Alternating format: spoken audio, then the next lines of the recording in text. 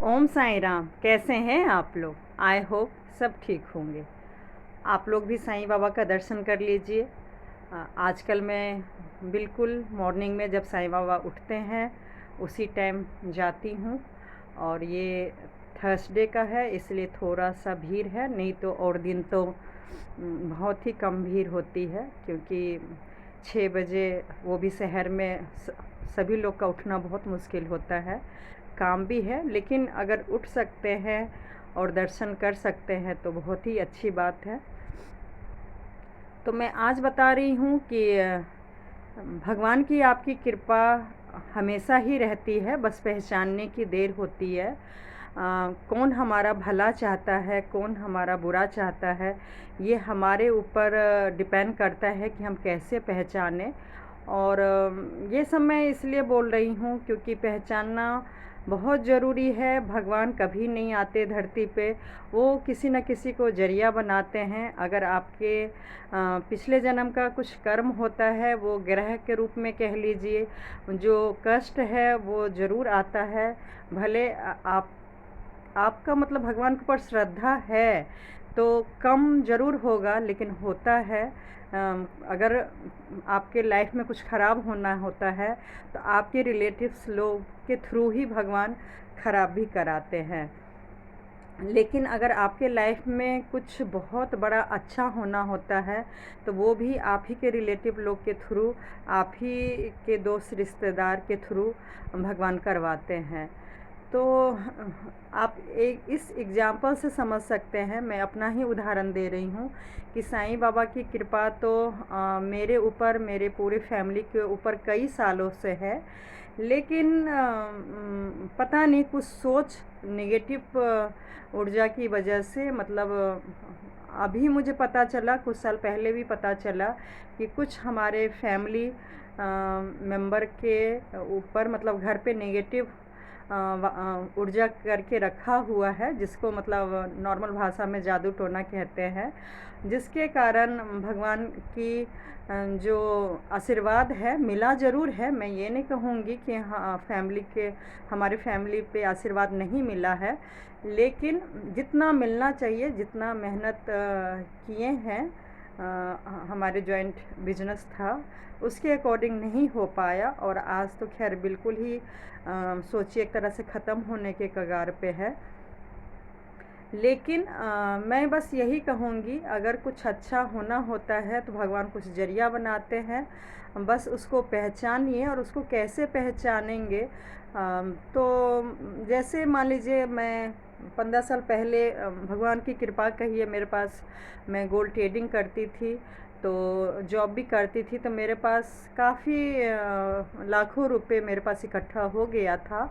और मैं अपने हस्बैंड से बोलती थी कि आप मतलब ज़मीन ले लीजिए। टेंट का ये लोग सामान जो गोदाम में रखते थे, वो किराया काफ़ी महंगी थी। अब मैंने बोला घर के पैसे घर में आ जाएंगे, और पैसे देना नहीं चाहते तो कोई दिक्कत नहीं है, बस आप लोग ले लीजिए, ताकि हर मंथ जो सीज़न जब नहीं होता है तब भी अगर किराया देना होता है तो बहुत दिक्कत हो जाती है। तो गोदाम ले लेंगे तो लॉन्ग टाइम आराम से काम कर सकते हैं। हस्बैंड क्योंकि मेरे नई बात उतना मानते हैं, तो उन दिनों में मतलब मेरे काफ़ी अच्छे रिलेशन फादर इन लॉ से भी था। और क्योंकि मैं घर की बड़ी बहू थी और भगवान की कृपा मेरे ऊपर बहुत था, भगवान ने अच्छे खासे पैसे दे रखे थे, तो मुझे भी उसको अपने फैमिली की भलाई के लिए, अपने फैमिली में से, मैं पर्सनल नहीं कहूँगी क्योंकि मेरे हस्बैंड का जान ही जॉइंट फैमिली में पूरा बैठा हुआ है, अभी भी बैठा हुआ है। और मैं भी कभी नहीं, दिल से कह रही हूँ, बाबा का दर्शन कर रही हूँ, दिल से मैं भी चाहती थी कि कभी भी जॉइंट फैमिली ना टूटे ना बिखरे, और उसके लिए मेरे से जितना हो सकेगा मैं करूँगी। तो मैं अपने फादर इन लॉ से भी कहती थी कि आप गोदाम के लिए ज़मीन ले लीजिए। बस टालते रहते थे कि अच्छा लेंगे, मतलब ये नहीं कह रही हूँ कि मेरी बेइज्जती करते थे या चाहते नहीं थे घर का भला। बस ये मैसेज देना चाह रही हूँ कि जब हमारा नुकसान होना होता है या फ़ायदा नहीं होना होता है, तो सच बोलूं, आए हुए लक्ष्मी को भी लोग ठुकरा देते हैं। पता ही नहीं चलता है कि सच सच में हमारा कितना फ़ायदा होता है। और आज देखिए 10-15 साल बाद मतलब बिज़नेस काफ़ी डाउन में चला गया। बिज़नेस होता ही है ऊपर नीचे के लिए, लेकिन यकीन मानिएगा, अगर गोदाम होता, किराया नहीं देना पड़ता, तो ना ही लॉकडाउन में परेशानी होती। अपना रहता, अगर मुझे नहीं भी देते तो कोई फ़र्क नहीं पड़ता है।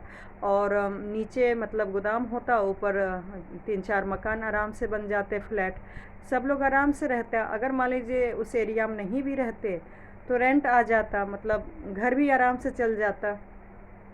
और ये सब कुछ मैं जॉइंट में ही करना चाहती थी, क्योंकि जॉइंट मतलब है ही क्या, फैमिली में मेरे हस्बैंड के भाई, उनकी फैमिली, और mother in law, father in law, बस। तो उस इतना भी अगर आप फैमिली को लेकर नहीं चलेंगे तो इससे छोटा फैमिली क्या होगा। और भगवान अगर खासकर आपको धन दौलत दिए हैं तो वो किसके लिए दिए हैं। कितना भी आप दौलत कमा लेंगे, अकेले आखिर आप क्या लाइफ जिएंगे। फैमिली के साथ जीना मतलब बहुत बहुत ही ज़रूरी है और अच्छा भी है। आने वाले कल में अपने जनरेशन को सही दिशा देना, शिक्षा देना, ताकि जो आप करेंगे वही तो आपके बच्चे भी सीख के करेंगे ना। तो हमारी ये सोच थी, और उस हिसाब से मतलब हम चाह रहे थे कि फैमिली का बिज़नेस बहुत ही अच्छा जाए। बहुत मैंने कोशिश किया, लेकिन वो कहते हैं ना, घर की मुर्गी दाल बराबर कहिए, या जो नेगेटिव लोगों ने हमारे फैमिली को किया हुआ था कि मतलब ज़ीरो से मेहनत करके इतना आगे क्यों जा रहे हैं, ये मैंने बहुत लोगों से सुना है कि अगर आप दिन रात मेहनत करके अगर आप आगे बढ़ जाते हैं तो पता नहीं क्यों लोगों को क्यों तकलीफ़ होती है। और सही में मतलब खासकर मेरे हस्बैंड को तो देखिए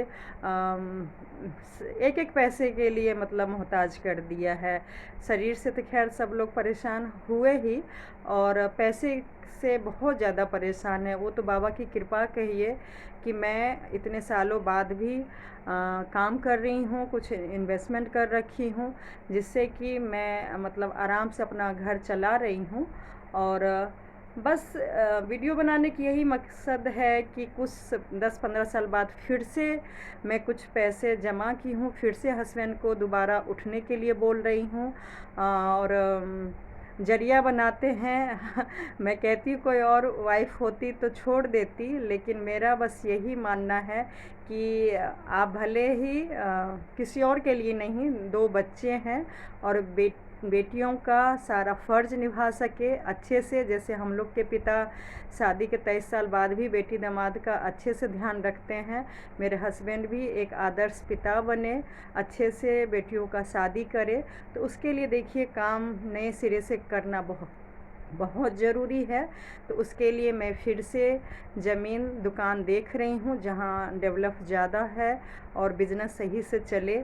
लेकिन अभी भी देखिए वो मेरा नहीं सुन रहे हैं, और मतलब बिल्कुल नहीं सुन रहे हैं। और कोई भी धरती पे ऐसा लोग नहीं हैं जो उनको समझा सके कि भाई मतलब वाइफ सही कह रही है, अपने फैमिली के भलाई के लिए कर रही है, तो सोच समझ के अगर मिल रहा है बजट में तो ले लो, काम करो।